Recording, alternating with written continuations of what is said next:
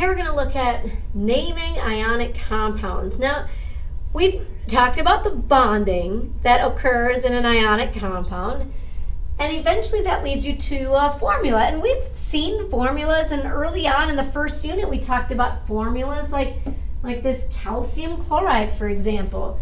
It means that there's one atom of calcium bonded to two atoms of chlorine. The little subscripted numbers tell you how many atoms of that element are in the compound. Now, you don't always see a 1, so it's kind of just understood that if there is no number, like behind the calcium, it just means there's one atom of calcium and then two chlorine atoms. Now, I can also kind of think of this from an ionic standpoint in that calcium's charge is +2. Well, I know that +2 means that calcium wants to donate 2 electrons. Chlorine's charge is -1. -1 means that chlorine would like to gain 1 electron to fill his outer shell. Well, now do you see why there needs to be 2 chlorine in this compound? You know, if I think about it from the standpoint of Bohr models, if I do a simple Bohr model with calcium, and there's the first energy level, and the second energy level, 3, 4, 5, 6, 7, 8, and the third energy level is still full. 1, 2, 3, 4, 5, 6, 7, 8, and then calcium. Whoa, kind of crazy. But calcium's going to have 2 electrons in the outer shell. Now I could draw them wherever, I guess. There they are, 2 electrons in the outer shell. Well, now if I think about chlorine, okay, chlorine has 17 electrons. 1, 2, 3, 4, 5, 6, 7, 8, 9, 10. Here comes my third energy level. 11, 12, 13, 14, 15, 16, and 17. And so the point of bonding is to get a full octet, right? A full outer shell. And so calcium says, oh, I just need to get rid of these 2 valence electrons, and then I'm happy, I'm full. And chlorine's like, for real? I'll take 1. And so 1 electron can be transferred out of the calcium over to the chlorine. But then you kind of see what's going to happen? That, oh yeah, calcium still has 1 more valence electron. That's why we need 2 atoms of chlorine. So I would have another chlorine atom. Here's my chlorine. First energy level, 2 electrons. Second energy level is going to have 10 electrons. 10.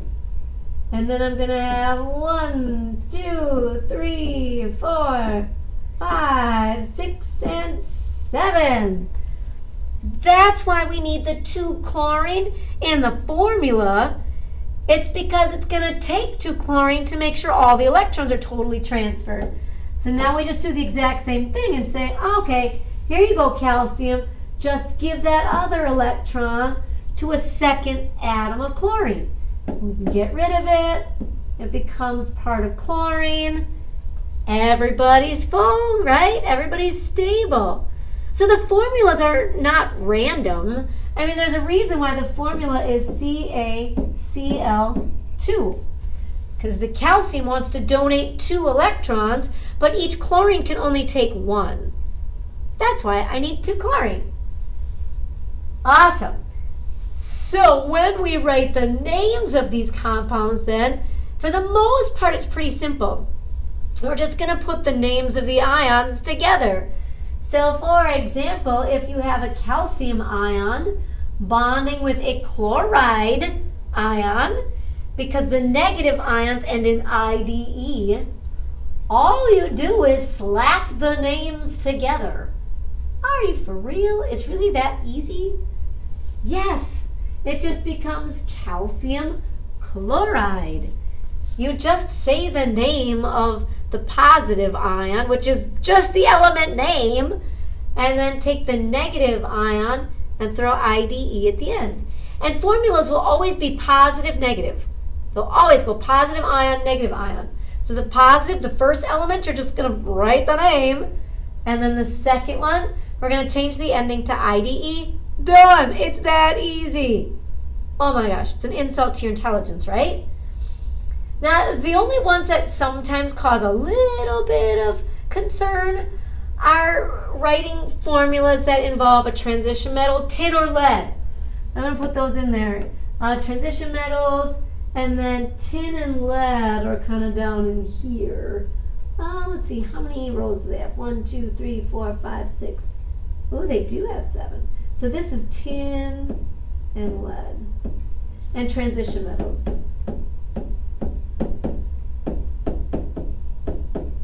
These are going to be the ones that cause us a little bit of concern. Transition metals, tin and lead.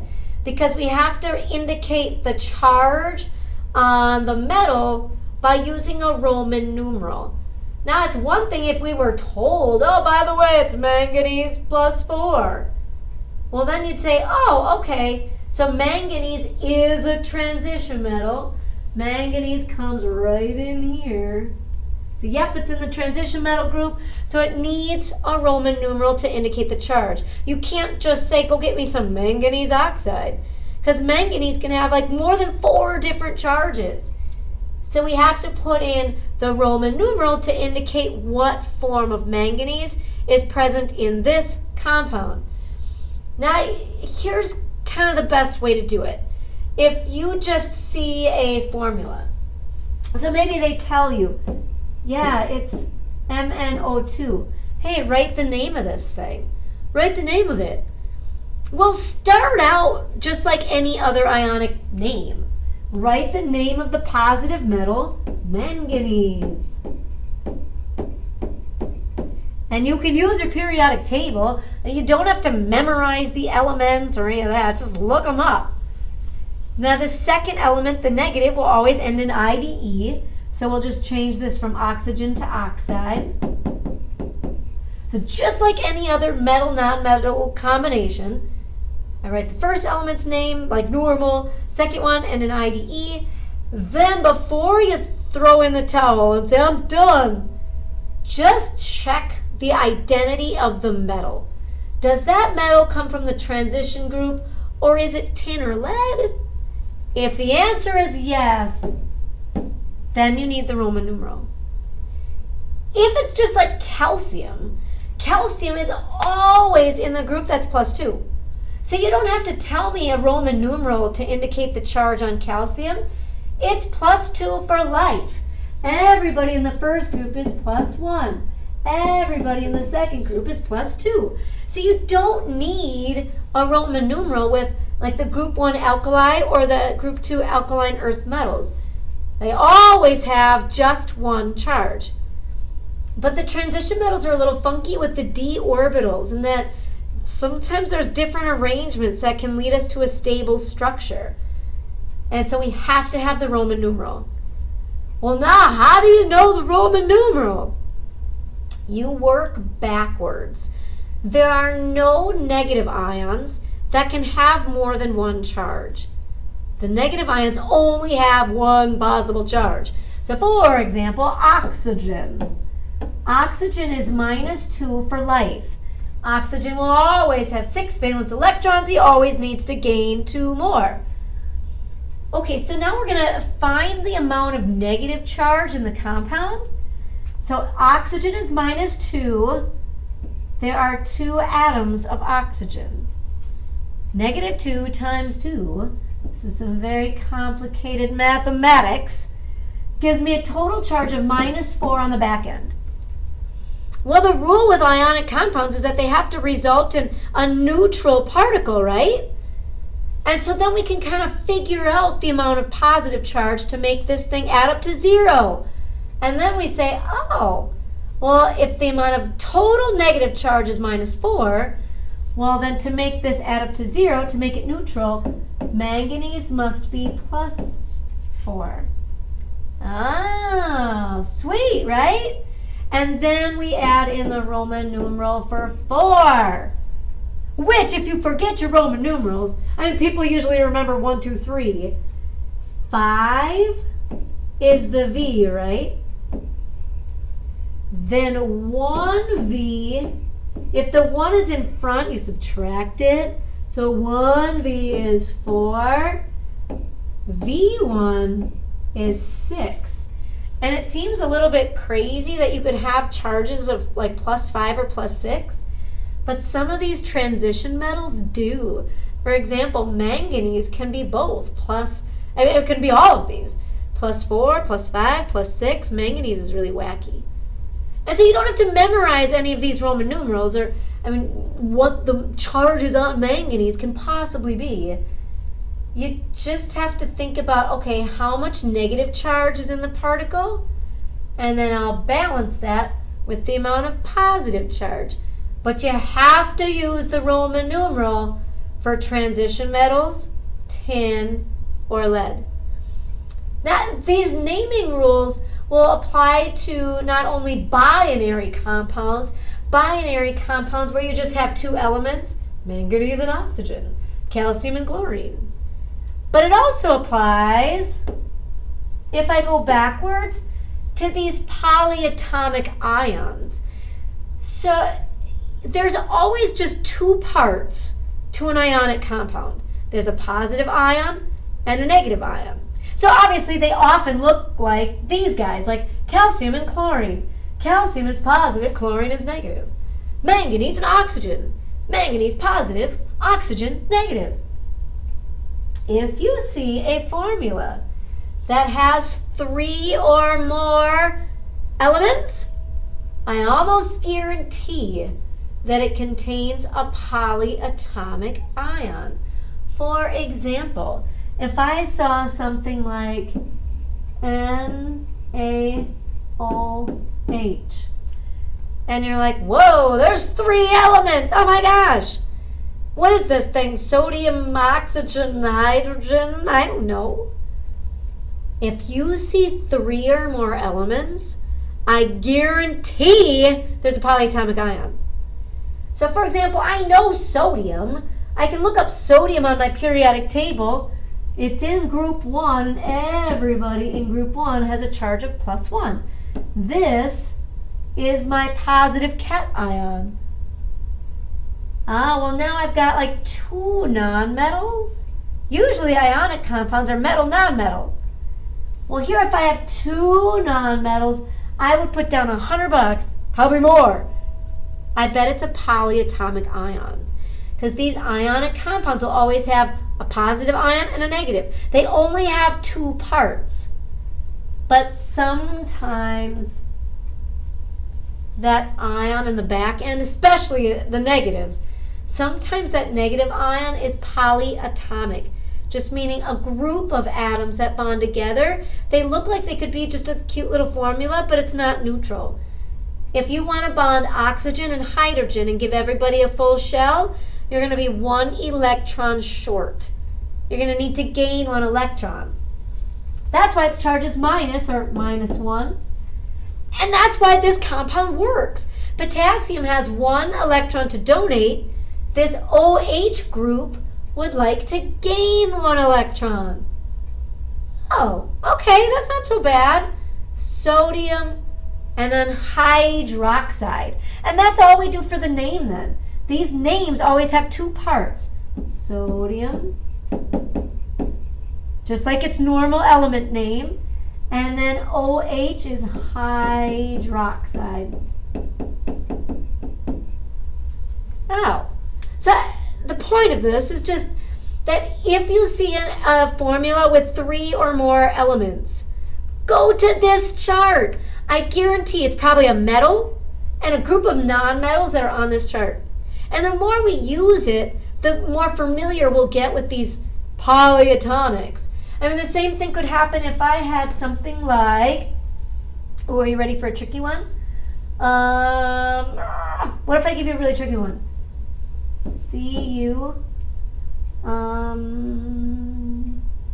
CO3.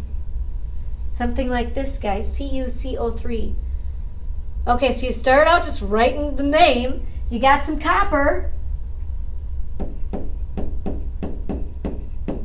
And then I see, okay, well, copper is the metal. Ionic compounds always start with a metal. That's the positive ion. And then I see some nonmetals. Well, they can only have like 2 words to them. There's always a word for the positive ion and a word for the negative ion. So if you see 2 or more nonmetals, I guarantee it's on this chart. And then you just look it up. CO3, CO3, here it is, carbonate.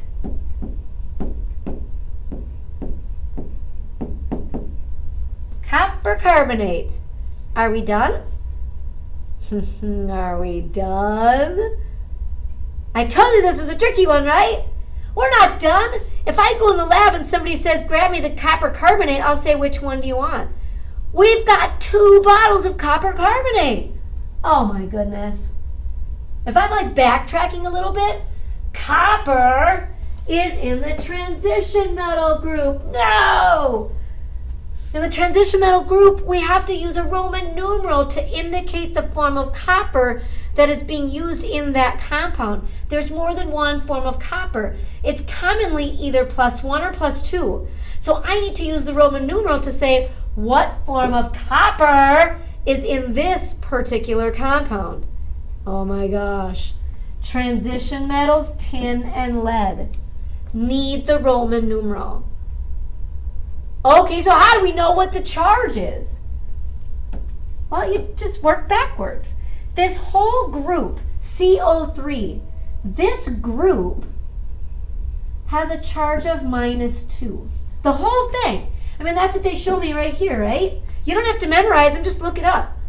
That whole group has a charge of -2. If you want to bond copper and 3 oxygen and give everybody an octet, you're going to need 2 more electrons. You'll be short by 2 electrons.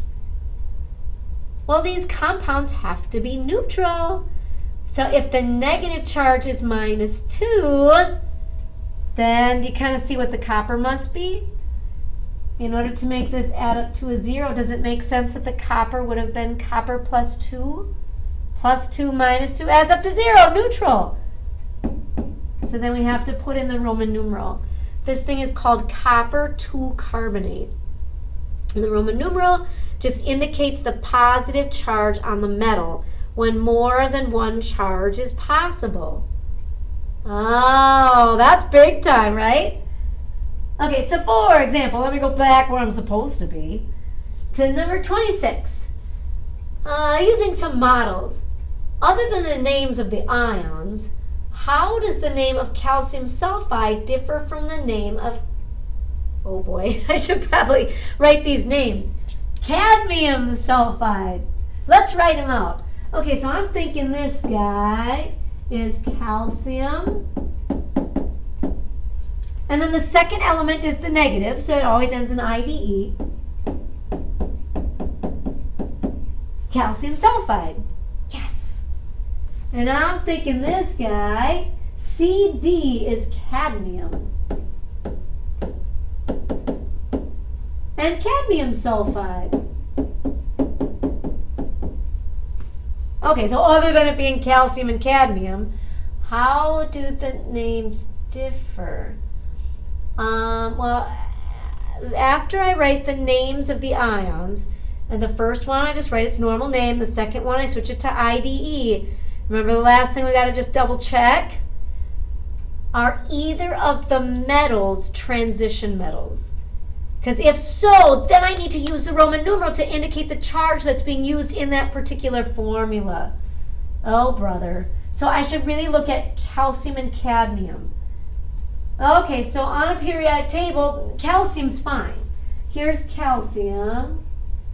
He's going to be in the group that's always +2. +2 for life. He only has one possible way of getting an octet. Oh, brother. Cadmium is number 48. It's underneath zinc. It's right in here. Cadmium is a transition metal. So we're going to need a Roman numeral. Transition metals, tin and lead, can have more than one charge. So that charge needs to be indicated with a Roman numeral. So half the battle is knowing when I need a Roman numeral and when I do not. The only times you need the Roman numeral are for transition metals, tin, and lead, where there can be more than one charge. Then I got to figure out what that Roman numeral should be. What is the charge? And so for that, we look at the formula, CDS. Start with the negative ion, because there's no such thing as a negative ion that has more than one charge. The negative ions have one charge for life. So if I look up sulfur, it's underneath oxygen, so there's 6 valence electrons. We want to gain 2 more. Sulfur is -2. Oh, well, there's only 1 atom of cadmium, so to make this neutral, it must be +2. And then I indicate that with a Roman numeral 2. Now, warning! The Roman numeral indicates the charge. It does not indicate how many atoms are in the formula. So do you want to know the common wrong answer? Is that people will say cadmium Roman numeral 1 sulfide. And they'll be like, oh, because there's only 1 atom of cadmium. Yep, that's true, but the Roman numeral is not the number of atoms. It's not like the little subscripts. It's the charge. So we have to be careful. Like, we have to figure out what is cadmium bonding with, what is the charge on the negative ion, and then I'll balance that with the charge on the positive. So what's the difference? Cadmium needs the Roman numeral because it can have more than one charge.